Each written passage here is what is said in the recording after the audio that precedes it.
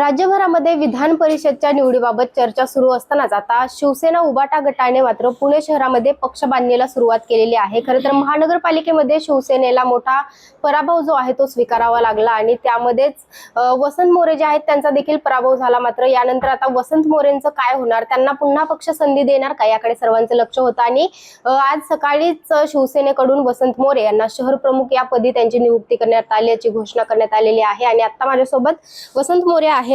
तात्या, सर्वप्रथम तर तुमचं अभिनंदन।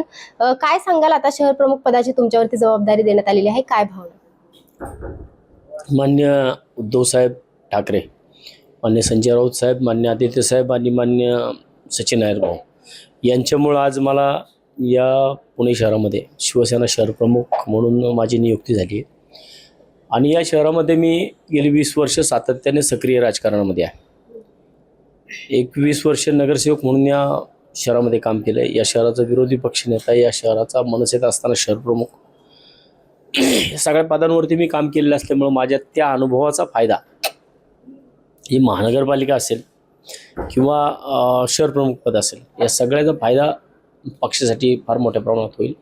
पक्ष बांधणी माझं आता सगळ्यात महत्त्वाचं टार्गेट पक्ष बांधणीचं आहे, की जी विस्कळीतपणा विधानसभा, लोकसभा, महानगरपालिका या सर्व निवडणुकांमध्ये आला आहे, तो सर्व विस्कळीतपणा एकत्रित करून जुन्या शिवसैनिकांना सोबत घेऊन, ज्यांनी अतिशय अनुकूल परिस्थितीमध्ये हे शहरामध्ये शिवसेना टिकून ठेवली, अशा सर्व लोकांना सोबत घेऊन, महिला आघाडीला सोबत घेऊन, युवा सेना असेल, युवती सेना असेल, या सगळ्यांना सोबत घेऊन एक अतिशय मोठी ताकद भविष्यामध्ये या शहरामध्ये दिसेल।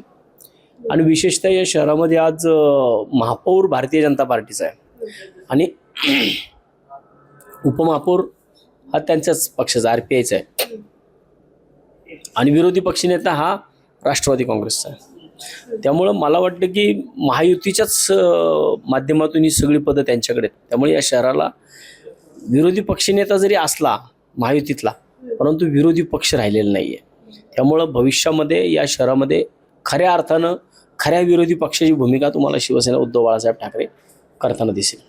नक्कीच, आता विरोधी पक्षनेता पक्ष म्हणून शिवसेनेची जर ओळख करायची असेल तर कशा पद्धतीने तुम्ही काम करणार आहात, कशा पद्धतीने संघटन करणार? मला पहिल्यांदा संघटनात्मक बांधणीकडे लक्ष द्यावं लागेल आणि तेच मान्य उद्धव साहेबांनी सुद्धा मला सकाळी फोन झाल्यानंतर सांगितलं की पूर्णपणे सगळ्या बॉडीच्या संदर्भामध्ये, म्हणजे जी शहराची संपूर्ण बॉडी आहे की त्याच्यामध्ये मला पहिल्यांदा काम करावं लागेल। कारण काही लोक आता मध्यंतरीच्या कालावधीत ज्यावेळेस एका शिवसेनेच्या 2 शिवसेना झाल्या, त्यावेळेस लोक इकडे तिकडे झाली, मग काही जागा अजून ब्लँक आहेत, त्या जागा भराव्या लागतील किंवा पहिल्यांदाच एक शहर प्रमुख म्हणून मला नेमलं आहे। 2 शहर प्रमुख असताना थोडा जरा प्रॉब्लेम होत होता किंवा त्याच्यामध्ये थोडा विस्कळीतपणा येत होता। त्यामुळे आता मला वाटतं की एक हाती मला चांगल्या पद्धतीने काम करता येईल आणि महत्त्वाचं जे टार्गेट आहे ते शिवसेना शाखा प्रमुखांचं, की सन्माननीय हिंदुहृदय सम्राट बाळासाहेब ठाकरे यांची जन्मशताब्दी वर्ष चालू आहे आणि ह्या जन्मशताब्दी वर्षातले 5 महिने गेलेत। आजच 5व्या महिन्याचा शेवटचा दिवस आहे आणि पुढच्या 7 महिन्यामध्ये मला या शहरामध्ये 100 शिवसेनेच्या शाखा काढायच्या आणि शताब्दी वर्षामध्ये मी 100 शिवसेना शाखा पूर्ण करणार। तात्या, खरं तर काल संजय राऊत ज्यावेळी पुण्यामध्ये आले त्यावेळी पक्षामध्ये अनेक बदल होणार असल्याचं त्यांनी सांगितलं। तुम्हाला अपेक्षित होतं तुम्हाला हे पद मिळेल किंवा काही चर्चा? मला थोडं माझ्याबरोबर चर्चा तर झाल्या होत्या, परंतु त्या चर्चा होऊन साधारण महिना 1.5 महिन्यापूर्वी या सगळ्या चर्चा झाल्या होत्या आणि इच्छुकांमध्ये मी पण इच्छुक झालो होतो किंवा मला जर शहराचं जबाबदारी मिळाली तर मी शहरामध्ये चांगल्या पद्धतीने काम करू शकेल, मी पण बोललो होतो। परंतु काल अचानकपणे राऊत साहेबांचा जो दौरा होता, त्या दौऱ्यामध्ये आल्यानंतर त्या सगळ्या गोष्टींची थोडी हिंट लागत होती, परंतु कोण शहर प्रमुख कोण होणार या सगळ्या गोष्टींमध्ये आज सकाळी सामन्यामध्ये, म्हणजे मला वाटतं की शिवसेना या पक्षामध्ये कुठल्या पत्राची बित्राची गरज पडत नाही। इथं सामन्यामध्ये बातमी छापून आली की तो समजायचं तो विधान परिषद मिळाली त्याला, त्याचं डायरेक्ट शहर प्रमुख झाला, तो त्याला पद मिळालं, म्हणजे तेच खऱ्या अर्थानं लेटर, सामना हेच लेटर असतं, त्याच्यामध्ये दुसरं काय नसतं इकडं। मग आता उद्धव ठाकरेंची भेट घेणार आहात का तुम्ही? हां, मला आत्ता सकाळी साहेबांचा फोन झालाय। साहेबांनी मला फोनवरतून बोलले की वसंतराव, पुणे शहरामध्ये पक्ष बांधणीचं आव्हान आहे, तुम्ही स्वीकारणार का? साहेब म्हटलं मी ते कधीच स्वीकारले, मी फक्त तुमच्या आदेशाची वाट पाहत होतो।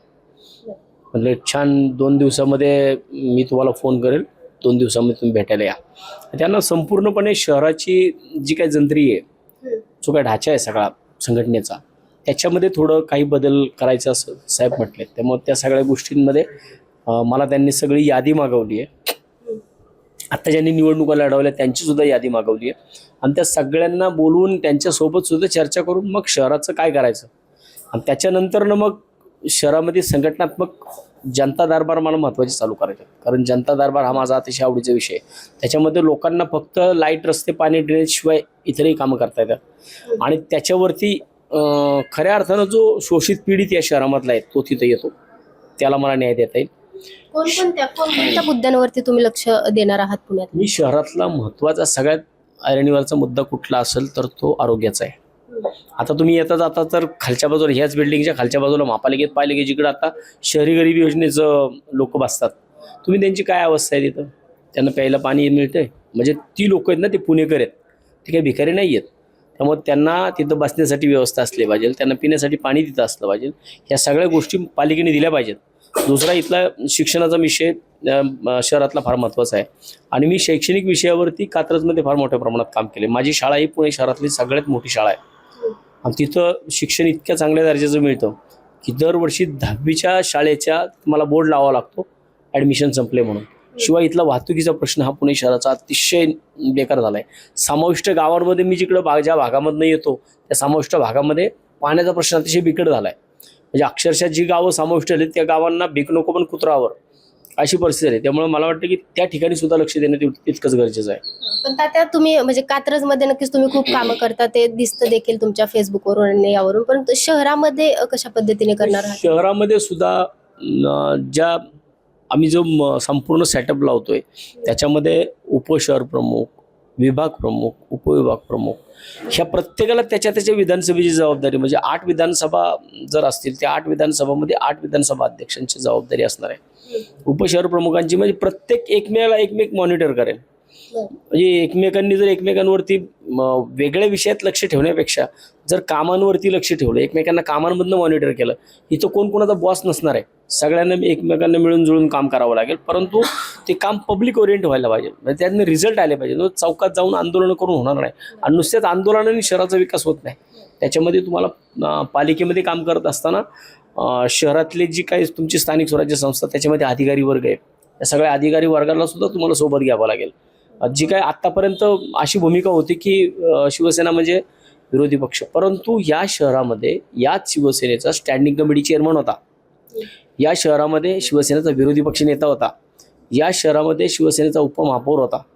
म्हणजे हे सगळी पदं शिवसेनेकडे येऊन गेलेली आहेत. ती पदं परत एकदा कशी शिवसेनेकडे येतील याच्याकडे माझं जास्त लक्ष असेल.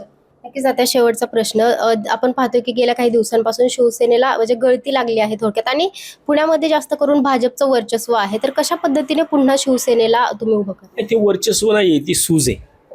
ही भाजपला वर्चस्व नाही, ती भाजपची सूज आहे. आणि त्याच्यामध्ये किती भाजपमध्ये बाहेरचे आहेत, स्वतःच्या भाजपचे लोक किती आहेत आणि बाहेरचे लोक किती आहेत हे त्यांनी थोडं आत्मपरीक्षण केलं पाहिजे.